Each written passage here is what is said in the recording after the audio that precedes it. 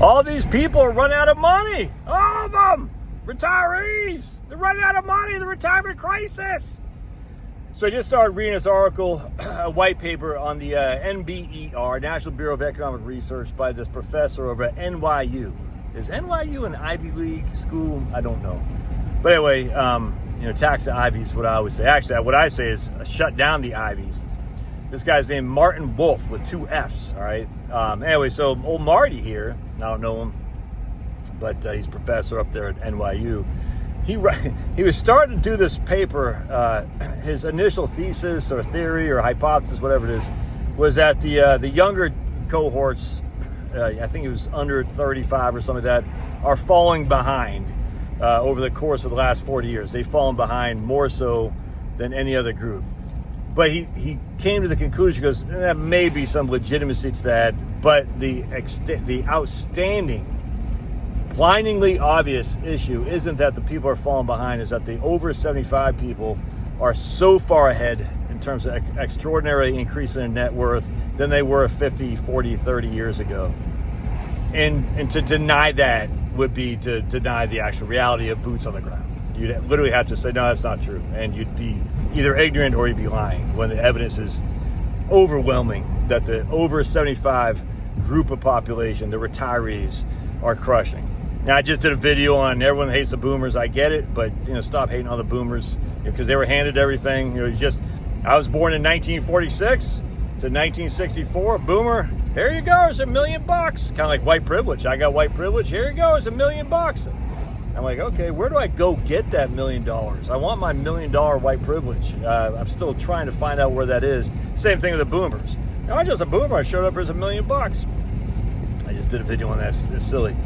But anyway, at the end of the day, there is no more debate about this, about whether or not there is a retirement crisis currently. It's absolutely not here. It's not. The net worth of people over 75 is through the roof relative to what it was 30, 40 years ago. This simply cannot be debated anymore. So we haven't had a retirement crisis at all, ever. I mean, we had one before the ERISA came in, when everyone thought they had pensions and whatnot. I grant you that. But I'm just saying, in modern times, with the 401k plans, there's been no retirement crisis. It's been the exact opposite. 100% unequivocally, debate open and closed. Now, you can make an argument, well, the crisis is going to come. Okay, but they've been saying that for 15 years, longer than that, frankly, and it had never came. So, I mean, there is some evidence that you could say there's an imminent retirement crisis. I would never deny there's no evidence for that. There is some evidence. Social Security, I get you. How many people actually have money in their retirement accounts? I get you. All these things. Increasing debt loads and whatnot. But that's the same thing they said back, 40, 30, 20 years ago, and it just never matriculated. So, could that happen this time? Sure, absolutely. It's kind of like, we just need battery power. Store electricity and batteries and everything will change. You've been saying that since Edison. Hasn't happened. Oh, but it's going to happen this time. Okay. Well, come back to me when it does. I've heard this freaking same story for over 100 years now. I mean, now we're at 125 years, and we still can't rely on battery power to power our grid. It's just silly. And nothing's going to change anytime soon. And I mean, all of the, science and math and all this shows that we can. All right, well, come back to me when there's actually a product that allows us to power a grid with battery power. It just isn't there. But the Tesla Powerwall is not there. Not there. Anyway, so the point being is this guy, Martin Wolf, he once again just shows, and I got this from Andrew Biggs had posted something on X the other day about, again, the lack of a retirement crisis. And the guy, Joshua Mitchell, who is the GOAT for finding that the Census Bureau income was underreporting retirement income, and this is called the CPS, the Current Population Survey, and we've all changed our metrics based on that. Well, yeah, I mean, dude, I knew this. I knew it.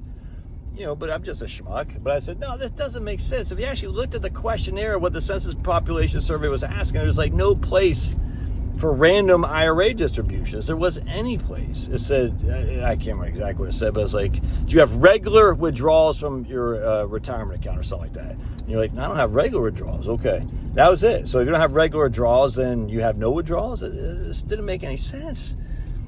Anyway, so now we nibbed that in the bud to say, hey, this isn't it's not false information. It's just misleading information to assume that people are relying this much on Social Security when the evidence just isn't there once you actually look at it. It's just not true. That doesn't mean people don't rely heavily on Social Security. It just means that what they used to say about a retirement crisis was people are relying so heavily on Social Security and Social Security is going bankrupt, thus retirement crisis. And now we find out people don't rely nearly as heavily on Social Security as what initially was thought. And so retirement crisis, at least pardoned for the time being. And we still have a Social Security issue that I have to contend with. I don't think it's that big of a deal, but people do. I get it, man. People, make a big deal out of many things that I don't agree with. It's okay. Climate change. Oh my goodness. Don't you know? CO2, Josh, CO2 is going to kill us all. I'm like, okay. As I'm looking out at a greening society, which I like because plants like CO2. Anyway.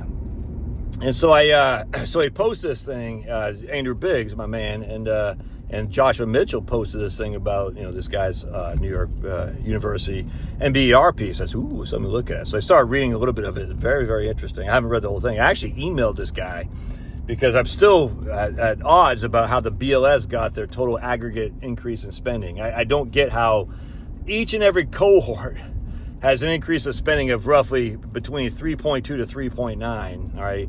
And the cohorts on average have an increase of about 3.5% increase in spending from 1989 to 2023.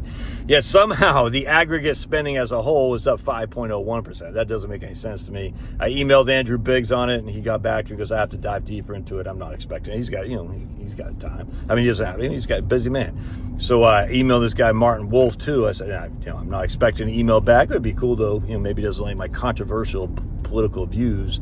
How dare I put America first? But anyway, at the end of the day, I said, dude, someone's got to come to this assessment. Why is the aggregate increase in income 5.01 while each individual cohort is only 3.5? And in fact, if you actually look at the front page of the BLS Consumer Expenditure Survey, the average income increase for the consumer unit as a whole, i.e. all the averages for all the cohorts, is 3.5. That doesn't make any sense. It makes no sense at all, unless I just don't know what it is. So I'd like to know what it is. And I looked at the data points that they have and said, no, something's amiss here. Anyway, so we'll see if the guy emails me back. I wouldn't expect him to. And then Andrew Biggs, along those lines, posted that the Federal Reserve study said, hey, is wealth inequality attributed to the lack of defined benefit plans that we've had? And of course, the answer is unequivocally no. In fact, if anything, the reason why there's more wealth inequality isn't because of a lack of defined benefit pension plans. It's because we have more small business people, all right? More entrepreneurs. And if you want to make money, the best way to do it is be a small business person, 100%. Of course, that's with tons of risk. I mean, I'm a small business person.